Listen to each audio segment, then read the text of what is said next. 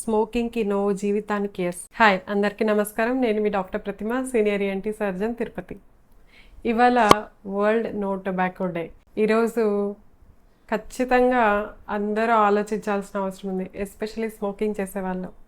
ఎందుకంటే మనం చాలా సినిమా హాల్స్లో, షాపింగ్ మాల్స్లో మరియు సినిమా చూసేటప్పుడు టీవీల్లో, యాడ్స్లో, అంతెందుకు మళ్ళీ సిగరెట్ తాగే సిగరెట్ ప్యాక్ మీద కూడా smoking kills, smoking causes cancer అని రాసున్నా కూడా పదే పదే తాగుతున్నారు. ఎంతో మంది జీవితాల్ని పోగొట్టుకుంటున్నారు. అయినా ఆ భయానక భీకర రాకసి మిమ్మల్ని పట్టి పిడిచే వరకు మీకు మేల్కొల్పు అవ్వదు.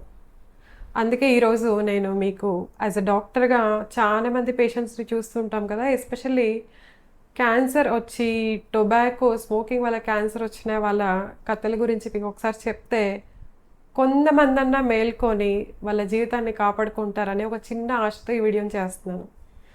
మేము మామూలుగా చెప్తూ ఉంటాము, స్మోకింగ్ డ్రింకింగ్ చేసే వాళ్ళలో క్యాన్సర్స్ ఎక్కువగా వస్తాయి, అందులో throat cancer, lung cancer, gut cancers ఎక్కువగా వస్తాయని. బట్ వాళ్ళ జీవితం ఎలా ఉంటుందో అందరికీ తెలియదు కదా, అందుకోసం చేస్తున్నాను ఈ వీడియో.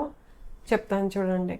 ముందుగా గొంతు క్యాన్సర్ వచ్చే వాళ్ళకి వాయిస్ మారుతుంది, తినడానికి ఇబ్బంది అవుతుంది, దాని తర్వాత శ్వాస తీసుకోవడం కూడా ఇబ్బంది అవుతుంది.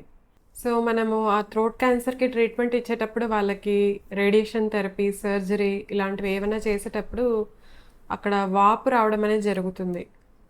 కొందరి పరిస్థితుల్లో మరి లేట్ స్టేజ్ క్యాన్సర్లో ఆటోమేటిక్గా శ్వాస తీసుకునే గొట్టం మూసుకుపోవడం వలన కూడా మనం ట్రెక్యోస్టమీ ట్యూబ్ అనేది వాళ్ళకి పెట్టాల్సిన అవసరం వస్తుంది. కొన్ని కేసెస్లో ఆ ట్రెక్యోస్టమీ ట్యూబ్ని పర్మనెంట్గా ఉంచేయాల్సి వస్తుంది. అలా ఆ ట్యూబ్ ద్వారానే గాలి తీసుకోవడం, నార్మల్గా గాలి తీసుకోలేకపోవడము, ఇంకా కొందరిలో మళ్ళీ తినడానికి కూడా చాలా ఇబ్బంది అవ్వడం వల్ల రైల్స్ ట్యూబ్ వేసి ఆ రైల్స్ ట్యూబ్ ద్వారా ఫీడ్ ఇవ్వడం అనేది కూడా జరుగుతుంది. అప్పుడు వాళ్ళు పడే బాధ ఉంటుంది చూసారా, నరకం అనుభవిస్తుంటారు వాళ్ళు. సివియర్ పెయిన్ ఉంటుంది, తట్టుకోలేరు. ఏందిరా ఈ బాధ, ఇప్పుడే చచ్చిపోతే బాగుంటుంది, ఈ బాధ ఎవరు భరిస్తారు అన్నంత సఫర్ అవుతుంటారు. ఇదే మాదిరిగా లంగ్ క్యాన్సర్తో సఫర్ అయ్యే వాళ్ళకి కూడా సివియర్ కాఫ్ విత్ బ్లడ్ స్ఫుటం రావడము, శ్వాస తీసుకోవడానికి చాలా ఇబ్బంది పడ్డము, ఆ కీమోథెరపీ కానీ రేడియేషన్ థెరపీ కానీ ఆ మందుల పెయిన్ భరించలేకపోవడము, కొన్నిసార్లు సూసైడ్ చేసుకుందామా అనేంత పెయిన్ కూడా ఫీల్ అవుతుంటారు వాళ్ళు. అప్పుడు వాళ్ళకి ఒక మేల్కొల్పు వస్తుంది. మనము చాలాసార్లు ప్రివెంటివ్ టిప్స్ చెప్పున్నారు, సిగరెట్ తాగద్దు, smoking kills, smoking causes cancer అని ప్రతి దగ్గరలో చెప్పున్నాం, అయినా మనం నెగ్లెక్ట్ చేసాము. కొన్ని క్షణాల ఆనందం కోసం మనమే కాదు, మన పక్కన వాళ్ళ జీవితాన్ని కూడా, స్మోక్ అనేది పక్కన వాళ్ళకు కూడా స్ప్రెడ్ అవుతుంది కదా, వాళ్ళు కూడా పీలుస్తారు కదా, వాళ్ళ జీవితాన్ని కూడా నాశనం చేశాము, వాళ్ళకు కూడా క్యాన్సర్ రావచ్చేమో, మనం బాధపడేదే కాకుండా మన ఇంట్లో వాళ్ళని కూడా బాధ పెడుతున్నాం కదా అని అప్పుడు వాళ్ళు నరక యాతన అనుభవిస్తారు. సో కాబట్టి చూడండి, స్మోకింగ్ మొదట్లో అలవాటు మొదలు కావచ్చు, దాని తర్వాత అది వ్యసనంగా మారిపోతుంది, దానికి అడిక్ట్ అయిపోతారు, మానలేకపోతారు. కానీ స్మోకింగ్ కానీ టొబాకో ఇంటేక్ కానీ మానడం అసాధ్యం మహానికి కాదు. రీహాబిలిటేషన్ సెంటర్స్ ఉన్నాయి, psychologist training therapy, psychiatrist doctors ఉన్నారు. మెయిన్గా మీ దృఢ నమ్మకము, మీ దృఢ నిశ్చయం అనేది ఆ అసాధ్యాన్ని కూడా సుసాధ్యం చేస్తుంది.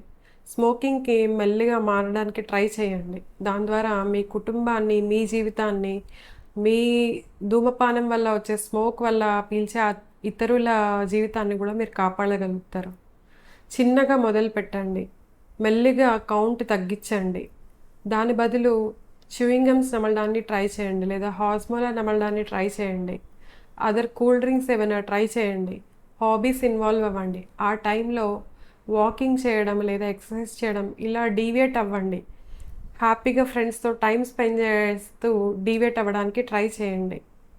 మొత్తానికి మీరు ఏదో ఒక రోజు సాధిస్తారు, బట్ మీ జీవితాన్ని కాపాడుకోగలుగుతారు, మీతో పాటు మీ కుటుంబాన్ని కూడా కాపాడుకోగలుగుతారు.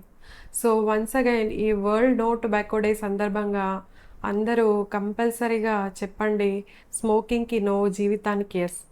మీరు ఈ వీడియోని తప్పకుండా నలుగురికి షేర్ చేయండి, నలుగురు జీవితాన్ని కాపాడండి. Thank you.